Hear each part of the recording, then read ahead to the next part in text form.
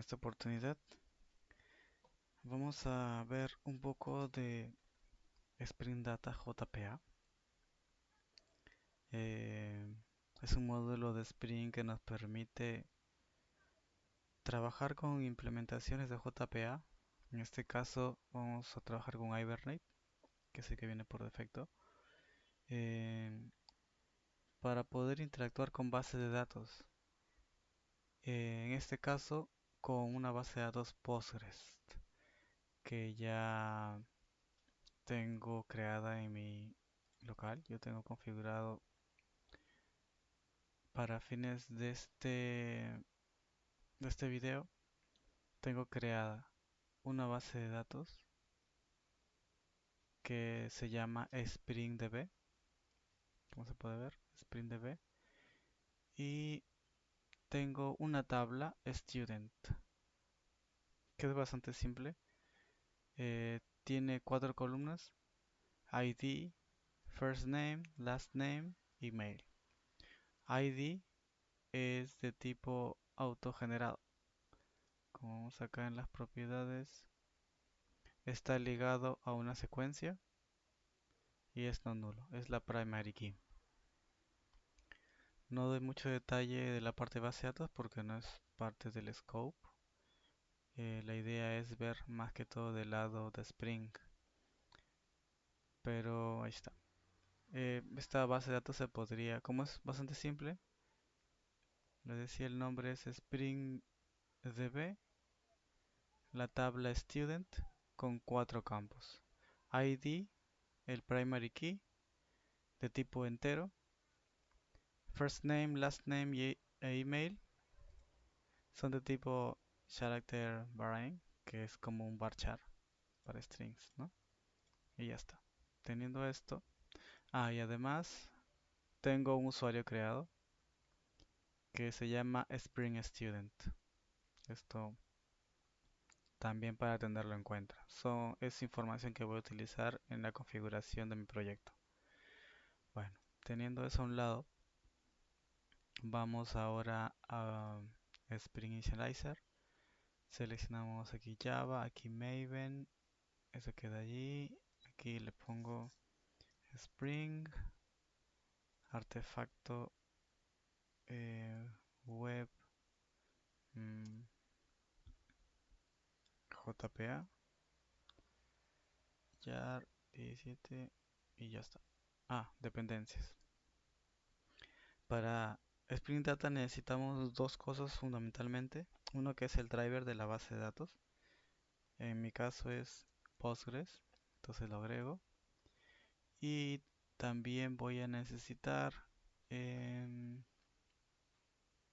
Spring Data. Spring Data JPA. La idea es, al final de una serie de videos que van a ir em, aumentando las características o las funciones del proyecto, es crear endpoints de tipo REST para poder realizar operaciones CRUD: creación, de lectura, actualización y de borrado. Entonces voy a agregar la dependencia web y ya está. Con esto generamos el proyecto, lo guardamos, ya está. Ahora voy a descomprimirlo,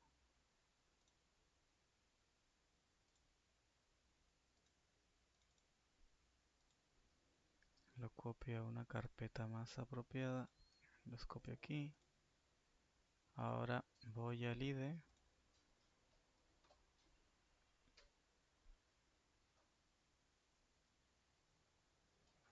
abro el proyecto.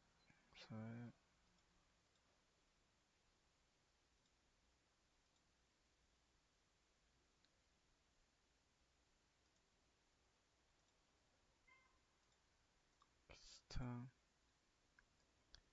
Ahora comienzo a descargar dependencias y todo eso.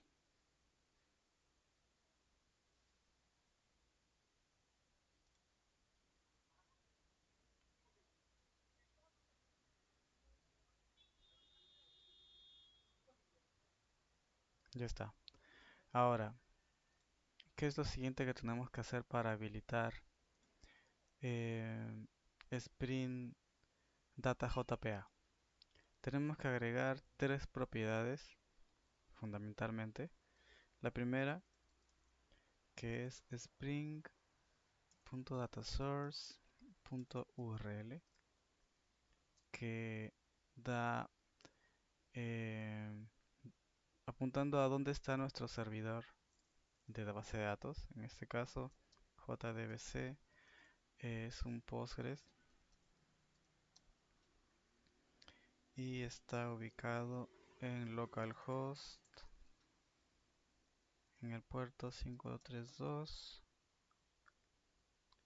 y la base de datos se llama SpringDB. Como se los había comentado antes, es el nombre de la base de datos que tengo creado en, en Postgres, en mi local, SpringDB. Ahora, ¿qué más tenemos que agregar aquí? Spring.datasource.username. En mi caso, el usuario que yo he creado en Postgres se llama Spring Student. En IntelliJ Windows, para duplicar una línea, presionamos Control D y se duplica automáticamente. La otra propiedad es password, que va a ser el mismo valor que el username. Y con eso ya está. Con esas tres cosas, ya Spring se encarga de autoconfigurar todo detrás. Configura el data source y configura el Entity Manager que después vamos a utilizar para realizar nuestras operaciones sobre la base de datos. Ahora vamos a revisar de que no haya ningún error. Ejecutamos.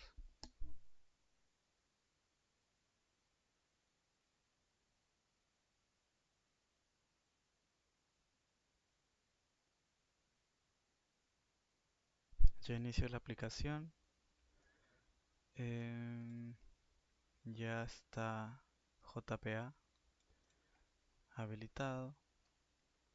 Ahora, ¿qué pasa si, por ejemplo, ponemos la contraseña inválida o equivocada? Volvemos a ejecutarlo.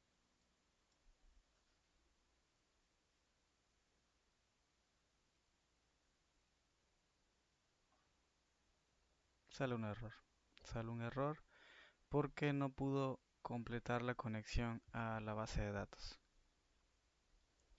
Dice que falló la autenticación del password para el usuario Spring Student. Entonces, con eso nos confirma que está bien esta conexión. Está intentando hacerlo y con el valor correcto, sí lo hace. Ya está. ¿Qué más vamos a hacer ahora?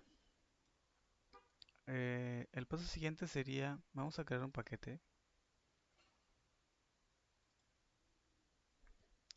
DTO en donde vamos a crear nuestras entidades.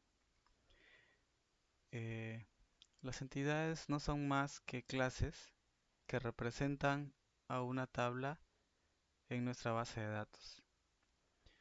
En mi caso voy a crear una entidad que se va a llamar student y va a tener estos cuatro campos. Vamos a hacerlo ahora. Esto ya lo puedo cerrar. Aquí creo una nueva clase. Student. Le creo los cuatro campos. ID. Private. String. First name. Private. String. Last name. Private string email. Ok, como verán, eh, he creado uno por cada tipo, por cada campo. Los nombres no coinciden en el caso de first name y last name, pero eso no es problema, porque eh, tenemos anotaciones que nos permiten definir exactamente el nombre de la tabla al que va a estar ligado este campo. Eso se llama column.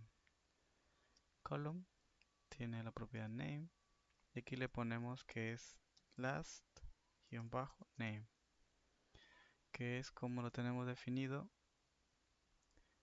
en nuestra base de datos, last name.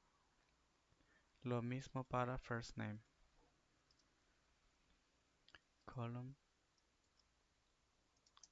name first name. Está. Vamos a hacer lo mismo para ID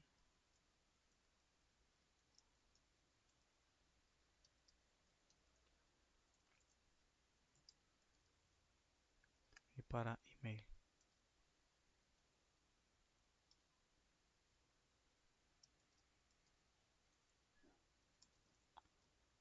Ah, name.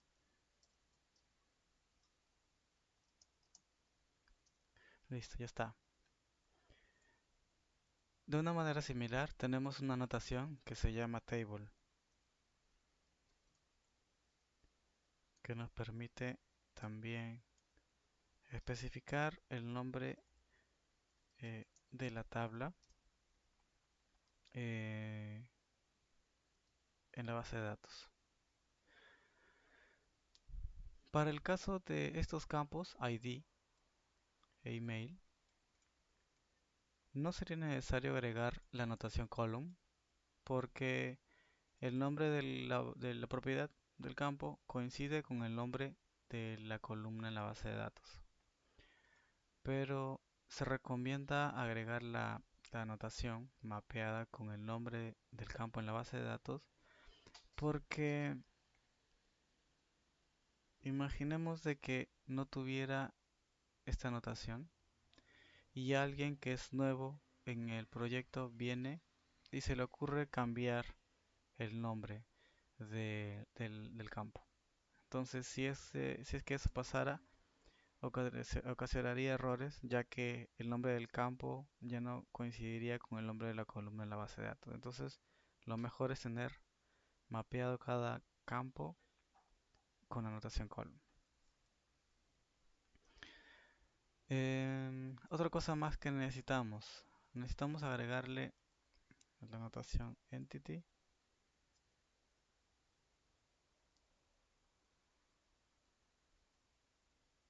Está.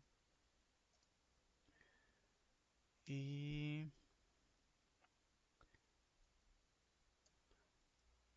luego, JPA necesita que estas entidades tengan un método constructor sin argumentos para que puedan ser manejados. Entonces necesitamos agregar aquí un constructor con alt insert. Este va a ser sin argumentos. Entonces ninguno. Ya está. Luego necesitamos un constructor. Ok. Ok, aquí hay otra cosa más. Antes de eso. Este ID, como les comenté al principio, este ID es un campo autogenerado.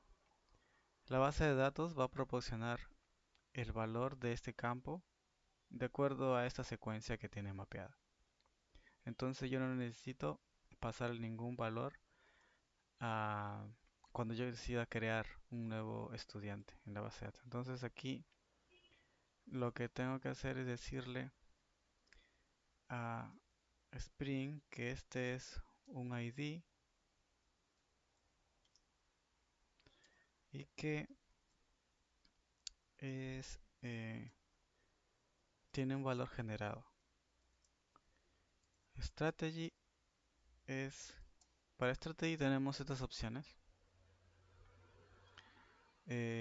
auto para que sea manejado por Spring. Va a generar un ID. Identity es el caso en el que estamos ahora, que la base de datos se va a encargar de proveer el ID por cada registro nuevo. Sequence es para poder utilizar una secuencia que haya sido creada en la base de datos. Table, en el caso de table, lo que va a pasar es que cada ID generado se va a guardar en una tabla de la base de datos. Esto hay que tener cuidado si es que se decide utilizar table, ya que eh, esto maneja un tipo de bloqueo al momento de insertar nuevos registros en las tablas, lo que puede afectar el performance de la aplicación. Entonces, mucho cuidado con ese tipo de generación de IDs. Y luego tenemos el UID, que lo que hace es generar un código alfanumérico que basado en un algoritmo se supone que no se va a repetir. Entonces, también está ahí la opción. Tiene sus ventajas y desventajas. Pero en este caso vamos a utilizar Identity, porque el valor lo va a generar la base de datos. Entonces, teniendo esto listo, ahora vamos a crear un constructor con los campos que necesitamos pasar en caso de que necesitamos crear una nueva instancia de student. Alt insert constructor, el ID no necesitamos pasarlo, solo los otros tres. Ok, ya está. Algo más que tenemos que agregar aquí alt insert son getters y setters para todos los campos. Ya están todos. El ID eso lo hace bastante sencillo. Y finalmente eh, el método toString con los cuatro campos. Y ya está. Es bueno utilizar estas eh, funcionalidades que provee el IDE, en este caso IntelliJ. Hasta el momento lo que he estado utilizando es Alt Insert. Me aparece este menú de generar. Como verán, me genera constructores, getters y setters y todas estas opciones que están aquí. Yo lo utilizo bastante. Incluso se puede generar, en el caso de una clase que tenga lógica, unit test desde aquí. Y me ahorro algunos segundos.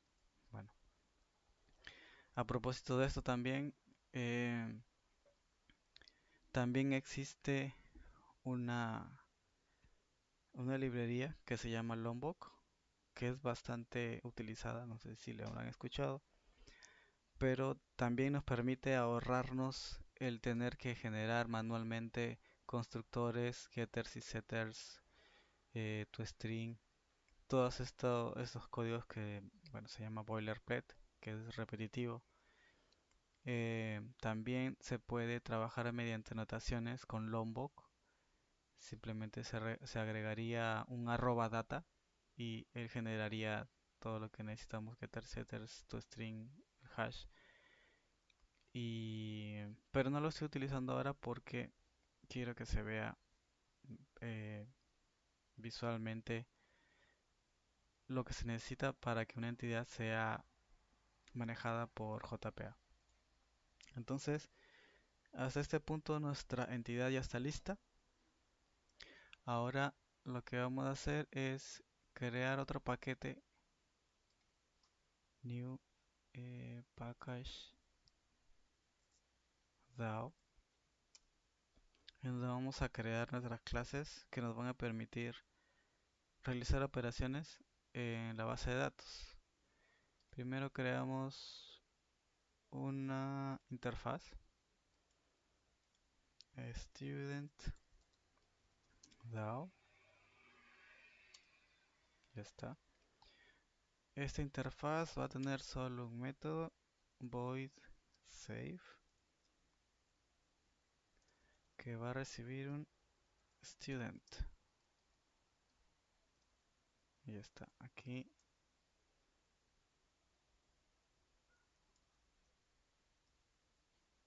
otro acceso directo aquí es Alt Enter para que se encargue de importar automáticamente esa dependencia. Ya está. Ahora tenemos esta interfaz de nuestro DAO. Ahora vamos a crear implementaciones. Eh, Otro paquete más, IMPL. Aquí vamos a agregar nuestras implementaciones. New class student DAO IMPL. Está, va a implementar student DAO. Alt Enter. Implementar métodos. Sí, ese es el método save y ya está. Aquí voy a implementar el método. Ahora, como este es el DAO de nuestra aplicación,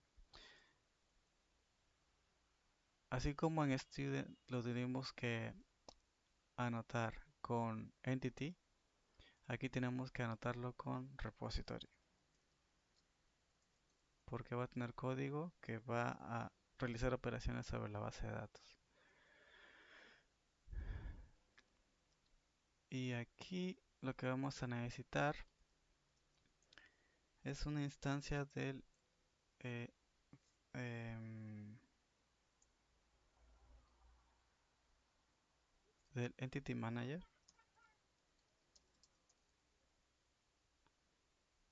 Ujú, Entity Manager, que va a ser inyectado a través de un constructor. Le ponemos aquí AutoWard para que le inyecte. Si tienen alguna duda sobre esto, esto es algo que hemos visto en un video anterior sobre inyección de dependencias con Spring. Pueden ir a ver ese video. Con esto ya tenemos aquí. Luego, aquí lo que vamos a hacer es que con el Entity Manager le damos a Persist, le pasamos el student y ya está. Con esto ya tenemos nuestro repository. Aquí algo a tener en cuenta es que esto eh, cuando se trata de operaciones sobre base de datos se maneja como una transacción. Entonces, si es que, por ejemplo, surge un error al momento de guardar el registro o en general al momento de borrar, al momento de modificar algún registro, eh, sería bueno que Sprint también se encargue de manejar todas estas situaciones. Para eso tenemos la anotación transactional para que Spring se encargue de manejar la operación de este método save de manera transaccional. Por defecto lo que va a hacer es, si es que hay un error, va a hacer rollback a los cambios en la base de datos. Eso es lo que sucede. Tiene muchas más opciones, más configuraciones para cambiar este comportamiento por defecto, pero por el momento no sirve. Y ya está. Con esto ya tenemos nuestro DAO. Ahora lo que vamos a hacer es ir a nuestra clase application, a la clase principal del proyecto. Y aquí hay una, una clase que es una interfaz funcional.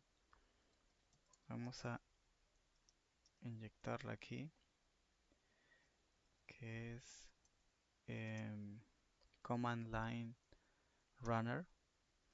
Command line runner va a recibir aquí un student DAO, student DAO,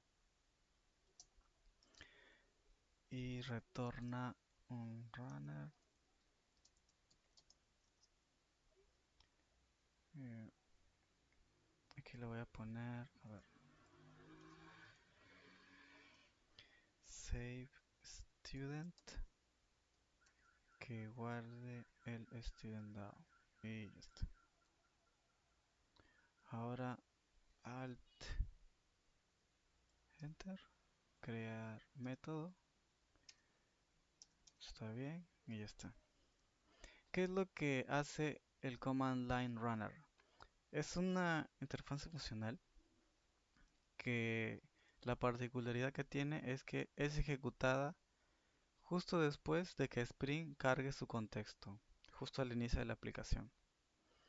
Entonces, lo que va a pasar es que cuando yo ejecute la aplicación, carga Spring todos sus contextos, todas sus configuraciones e inmediatamente va a ejecutar el código que yo le incluyo aquí, que es save student. Save student. Aquí le estoy pasando un student DAO.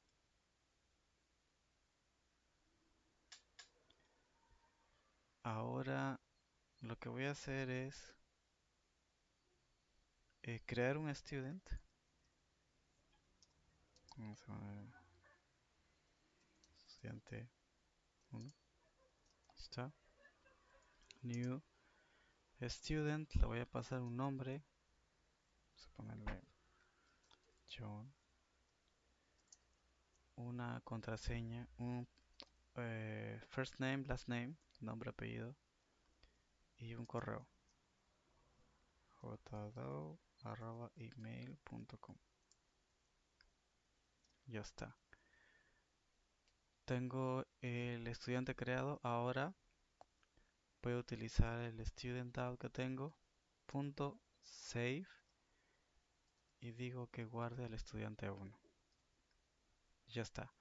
Ahora para ver algo en el log. Voy a ponerle aquí creando estudiante. Estudiante. Y aquí South guardando estudiante en BD. Luego South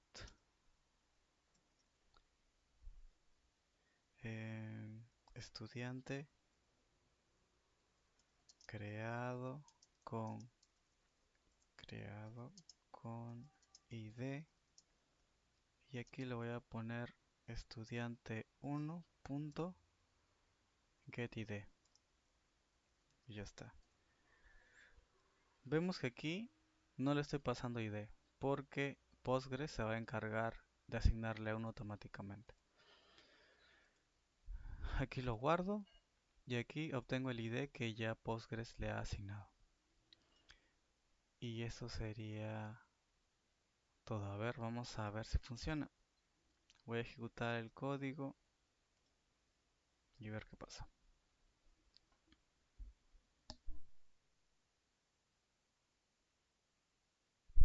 A ver, salió un error. Vamos a ver de qué trata. Dice que ok, el ID, el entity debe tener ID, es en el student, el ID, a ver, acá tengo el ID. Ok, lo que pasa aquí es que estoy agarrando de la dependencia incorrecta. Ven que lo está tomando de Spring Data Annotation. Debería ser de Jakarta. Entonces, borro eso. Ahora lo está tomando de Jakarta, como debe ser.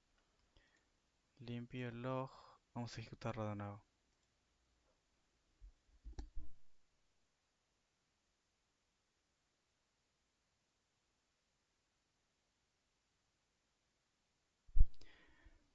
Y ya está.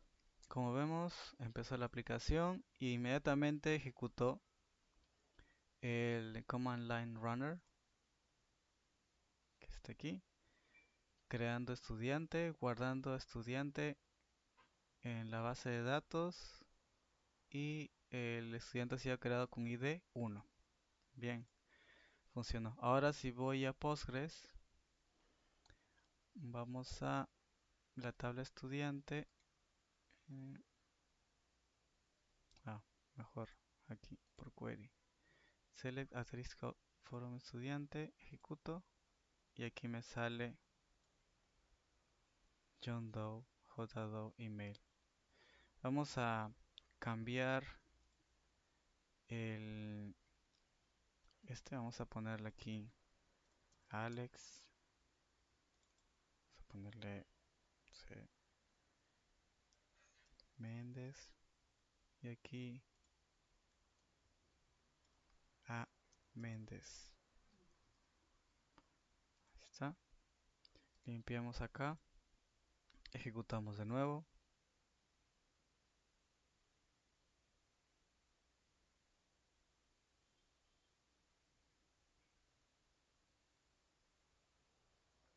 Ya está, creando estudiante, guardando estudiante, estudiante creado con ID 2. Vamos a Postgres de nuevo, ejecutar el select y este es el estudiante número 2. Alex Méndez a Méndez email. Como ven, no es muy complicado eh, tener una configuración básica de Spring Data. Em, Les recomendaría que revisen este video varias veces, hagan pausa donde sea necesario. Ya ven que hasta me salió un error y ahí lo dejé. Justamente en el caso de que a ustedes les pase ese error, no tengan que dar muchas vueltas y lo resuelvan. Pero si siguen cada uno de estos pasos y las anotaciones que les he mostrado, no deberían tener problema para replicarlo. Eh, en próximos videos vamos a ver las siguientes operaciones que tenemos dentro de JPA para, para hacer gets, para hacer consulta de la base de datos, para borrar registro de la base de datos, para actualizar información de la base de datos. Por el momento, eso es todo. Gracias.